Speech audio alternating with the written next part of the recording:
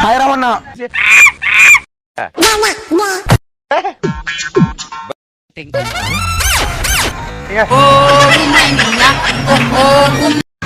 రామన్న ఈరోజు ప్లాన్ ఏందిన్నా?